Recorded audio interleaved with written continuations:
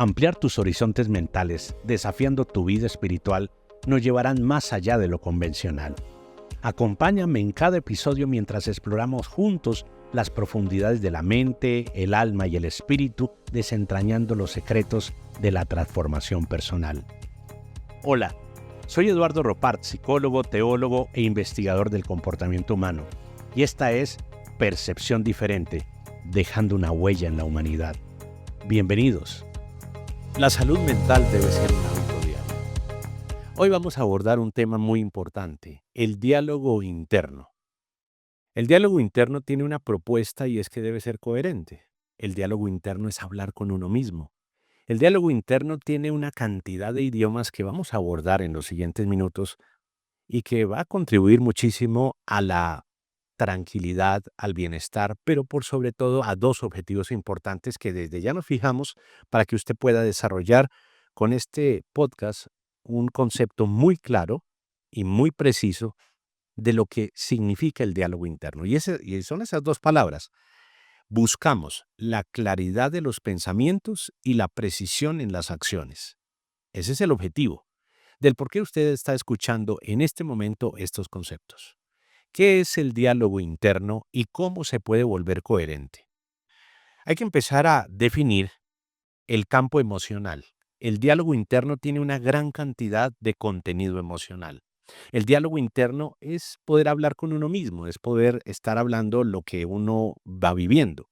Miremos esto. Las experiencias de la vida tienen unas respuestas emocionales y todas las respuestas emocionales van a generar un idioma que va quedando generalmente en el inconsciente, en la memoria, y va definiendo muchas de las actitudes de las personas.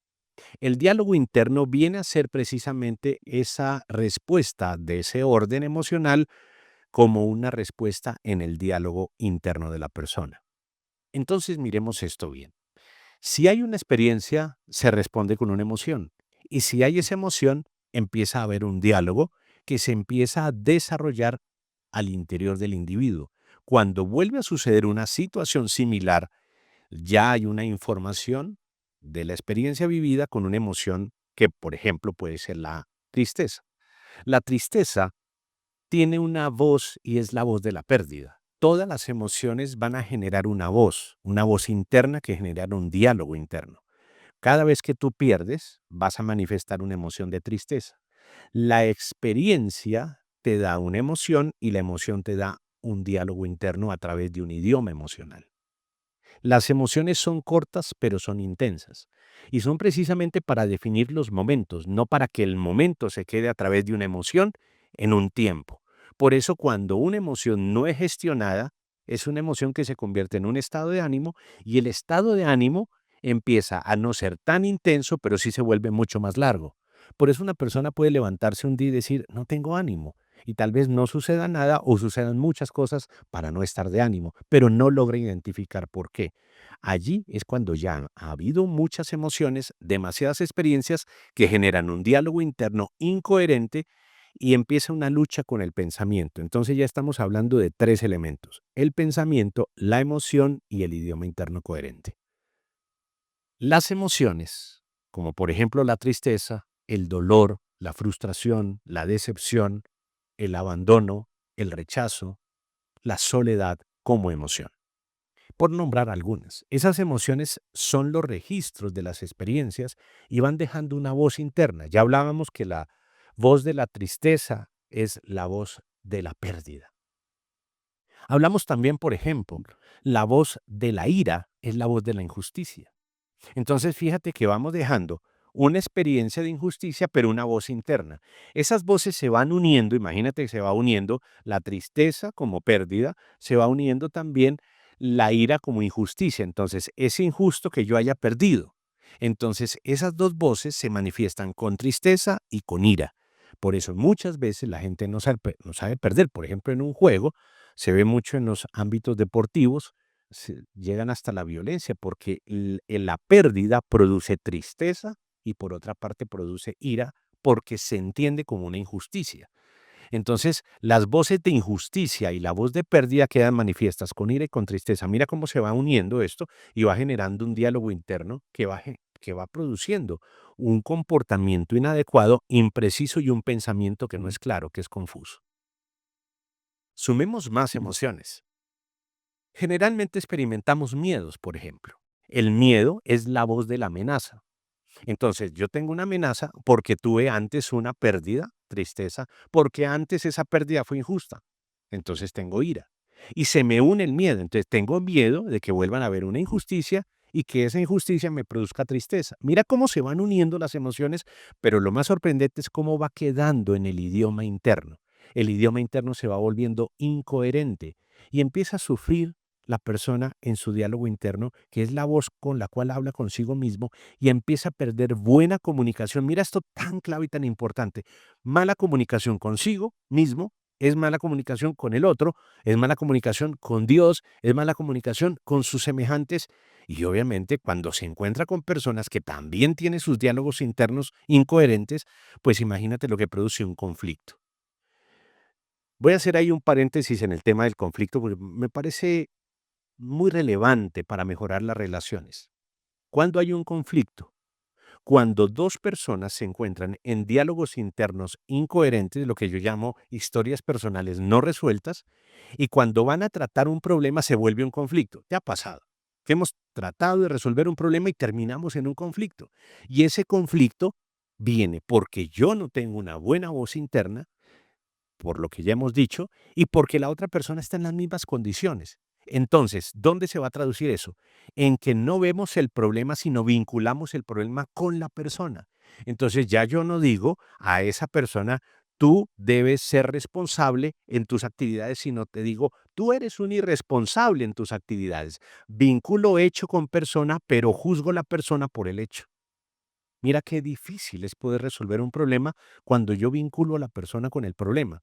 Siempre le digo en conceptos terapéuticos a los pacientes, duro con el problema, suave con la persona, como aquella vieja eh, eh, mm, pauta publicitaria que decía un jabón duro con la mugre, suave con sus manos, pues aquí le vamos a decir duro con el problema, suave con la persona, pero le damos persona y problema, le vamos duro porque tenemos un diálogo interno de miedo por una amenaza. ¿De dónde viene la amenaza? Porque antes tuve una injusticia, o sea, tengo ira. Y cuando viene la ira, inmediatamente parece esa sensación tan desagradable de la tristeza que es la voz de la pérdida. Luego voy con una amenaza, voy con miedo, pero voy con ira y voy con la sensación de no querer perder. Genero un conflicto y en ese conflicto empiezo a juzgar persona con hechos. Allí los conflictos no resuelven problemas, sino se vuelven una dificultad en las relaciones intra e interpersonales. Intrapersonales porque tengo un mal diálogo interno, interpersonales porque ya lo reproduzco en un conflicto producto de una diferencia o de un problema que podemos tener. Volvamos después de este paréntesis que lo hice allí para entender un poco qué pasa con las relaciones, por qué no marchan bien y volvamos al diálogo interno. El lenguaje emocional es un lenguaje de experiencias y fíjate que hoy en día nos invitan a vivir experiencias, ¿no? Porque las experiencias nos producen emociones y las emociones producen un diálogo interno. Entonces, si te producen una agradable experiencia, seguramente tu diálogo interno va a ser quiero volver a ese lugar o voy a volver a comprar ese lugar o adquirir los espacios de ese sitio porque comercialmente le sirve a quien me produce la experiencia. Para hablar un poquito del marketing emocional que hoy en día se maneja mucho, entendiendo este aspecto de la psicología del diálogo interno coherente. Pero cuando las emociones no son tan agradables, entonces empieza un diálogo en donde nuestro diálogo interno empieza a generar un problema y vinculamos a otro concepto llamado el pensamiento. Hasta aquí hemos hablado de las emociones que generan un lenguaje interno inconsciente, un lenguaje interno emocional, un lenguaje interno actitudinal que puede vincularse con los estados de ánimo. Y mira que muchas veces pueden producir estados depresivos, estados de ansiedad, estados de trastornos mixtos de ansiedad y depresión y de incoherencia entre lo que somos, hacemos y tenemos. Por eso nos sorprende tanto hoy en día las actitudes de las personas. Por mucho tiempo, una persona estuvo agradado y de un momento a otro cambió totalmente, porque nuestro lenguaje interno está expuesto a una cantidad de expresiones que buscan la hiperemocionalidad y producen un idioma que no es claro. Al entender que las emociones producen un lenguaje, producen un idioma. ¿Qué pasa con nuestro pensamiento? Pues nuestro pensamiento va a estar afectado porque el pensamiento es otro idioma que nosotros tenemos. Le voy a poner un ejemplo. Yo tengo ganas de montar un negocio y tengo la idea y tengo la visión que el negocio puede ser muy productivo y puede dar en el punto exacto para tener una muy buena atención a un cliente y poder generar una estabilidad financiera y obviamente productiva en mi vida. Sin embargo, las experiencias de negocios anteriores me producen miedo porque quebré alguna vez. También producen ira porque fue injusto la manera como quebré. Personas que tuvieron un mal comportamiento, hicieron una mala fama de mi negocio y tal vez generaron un problema a mí. Eso me generó mucha decepción y mucha injusticia. Entonces tengo ira por eso. Pero finalmente me dio tristeza porque terminé perdiendo el negocio. Luego, cuando voy a emprender uno nuevo, mira el lenguaje interno que tengo. Es un lenguaje que juega en mi contra. Es un lenguaje que por más positivo que yo sea, y digo positivo en el buen sentido de la fe también, diciendo, bueno, pero todos los días no son lo mismo, yo tengo fe que todo esto cambiará como dice la canción, pero hay un diálogo interno que me dice, cuidado, ya te pasó una vez, te puede volver a pasar. ¿Qué hago con ese diálogo que afecta mis pensamientos? Resulta que si yo no gestiono mis emociones, si yo no transformo mi manera de pensar, si yo no cambio, y aquí viene el pensamiento tan importante, este lenguaje emocional empieza a superar el pensamiento. Siempre le digo a la gente que el pensamiento tiene mala fama. Cuando yo le digo, y si yo te digo, déjame pensarlo, ¿tú qué piensas? ¿Que estoy seguro que voy a sacar una buena decisión o que tal vez tengo dudas? Sí, pensaste correctamente. Cuando a uno le dicen déjeme pensarlo es que no tiene claro. Es decir, el pensamiento de las personas no tiene claridad. Luego, el pensamiento tiene mala fama. Déjame pensarlo, lo voy a pensar, significa que lo está dudando. Y eso no significa que esté mal, sino que el pensamiento debería ser mucho más claro y mucho más preciso. No tendría que utilizar otro tiempo para pensarlo, sospechar de lo que me estás diciendo o dudar de lo que me estás diciendo, verificar lo que me estás diciendo, sino que el pensamiento debería ser mucho más claro para que la acción o la decisión o la dicción sea mucho más precisa. Eso significa diálogo interno coherente. Pero si yo estoy acompañado de las otras emociones que son producto de experiencias, significa que necesito hacer una gestión emocional para quitar ese diálogo interno que tengo, que me hace daño, que me obstaculiza en mis pensamientos claros y no me permite tener una mente fresca. Y la mente fresca le permite a Dios traer revelación a mi vida. Tenemos que tener esa mente fresca, es decir, claridad en el pensamiento para que tenga precisión en la acción. ¿Cómo se hace? Mire que hay un texto en la Biblia que dice que no debemos amoldarnos al mundo actual, sino debemos comprobar por la renovación de la mente la buena, agradable y perfecta voluntad de Dios. Todos queremos tener la voluntad de Dios, pero no sabemos cómo quitar el molde que me impide ver la manera agradable y buena que tiene Dios conmigo. Pero entre el quitar el molde, que aquí lo vamos a llamar el molde de la estructura emocional, del lenguaje emocional, ¿y por qué lo llamo así? Porque la cita clave de ese versículo significa renovar su manera de pensar. Luego, si quiero cumplir o quiero saber la voluntad de Dios, tengo que hacer un proceso entre el molde emocional que yo tengo y la voluntad de Dios que no sé. Y allí viene la clave y por eso es tan importante lo que estás oyendo, lo que estás viendo. ¿Cómo renovar la manera de pensar? Renuevo significa que un día fue nuevo, se estrenó y se gastó. Eso es lo que ha pasado con nuestra mente. Hay un desgaste emocional, por eso tener hábitos mentales, buenos hábitos mentales, pues es una tarea diaria, que es la intención de este podcast, porque la salud mental debe ser un hábito diario. Y un buen hábito diario es renovar la manera de pensar. Todos los días mi cerebro es diferente, sí, así como lo escuchas, mis neuronas, mis conexiones neuronales, mis venas, mis arterias cerebrales son todos los días diferentes. Yo me acuesto y mi cerebro al otro día es diferente. No sé si para mejor o para peor, eso depende de muchas situaciones, de lo que tú consumas en todos los aspectos, espiritual, psicológico, emocional, afectivo, fisiológico, etcétera. Es muy importante entender esto, porque allí vamos a ver algo clave, y es que mi cerebro todos los días es diferente, luego no puedo tener los mismos moldes. Por eso la renovación de la manera de pensar influye en el idioma emocional de mi cerebro, que si bien es cierto va cambiando por lo anteriormente dicho, yo tengo el mismo patrón del pensamiento, luego tengo un conflicto interno. Mira cómo se produce un diálogo, un caos interno. Por eso cometemos tantos errores y buscamos en situaciones que no son la solución. Si el cerebro va cambiando todos los días, mi lenguaje emocional debe ser gestionado y mi lenguaje psicológico y espiritual debe ser mejorado. Renovar la manera de pensar es tomar ese molde y decir, ya no vas más. El molde, ¿cuál molde?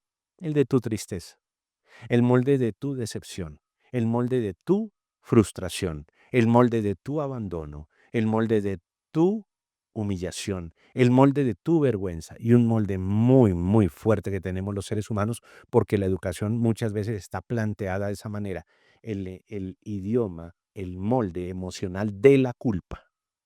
La culpa es un molde muy fuerte porque todos queremos hacer culpables a los demás para salvar nuestra responsabilidad.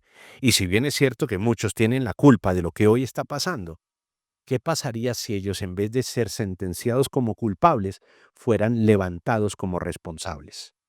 Eso se trata de un diálogo interno.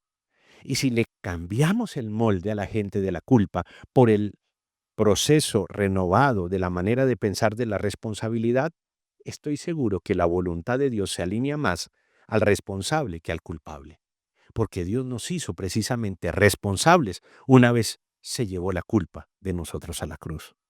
Mire que este texto bíblico es totalmente psicológico. ¿Por qué? Porque obviamente le habla al ser humano y al ser humano se le habla para que piense. Entonces, la emoción es muy importante, pero para que te acompañe en la experiencia, pero no se puede quedar como un lenguaje de tu vida porque afectaría tu manera de pensar. Al romper el molde emocional, que necesitamos romperlo de una manera muy clara y muy precisa, vamos a encontrar la estructura perfecta del pensamiento y vamos a encontrar cómo se renueva correctamente la forma de encontrar una buena, agradable y perfecta voluntad de Dios. Quitando el molde, es decir, gestionando la culpa, ¿y la culpa qué es?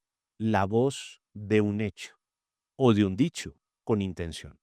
Si logramos quitar el hecho y el dicho, se quita la culpa y se asume un lenguaje de responsabilidad, es decir, de una decisión contigo. Un buen inventario de lo que sientes como culpa hará que al frente le coloques una pequeña palabra de responsabilidad para luego pensar que esa emoción rompe la estructura y apenas rompa la estructura, tú empiezas a comprobar la buena voluntad de Dios, que es agradable y perfecta. Así se reestructura la mente y empieza un diálogo interno coherente. Vamos a finalizar este concepto con la elaboración de un discurso. Una vez fui culpable, una vez estuve triste, una vez estuve abandonado, una vez estuve humillado, una vez estuve rechazado. Ese fue el molde. Quito el molde. ¿Cómo? Hablándole.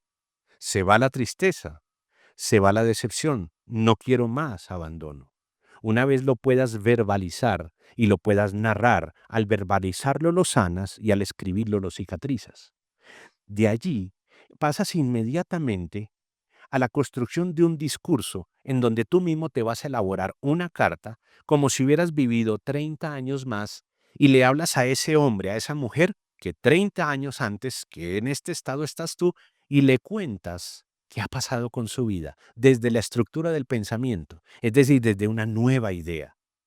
Cuando podemos rescatar los pensamientos de nosotros mismos, una vez quitado el molde, entenderás que tu vida tiene un plan totalmente diferente en el lenguaje interno coherente.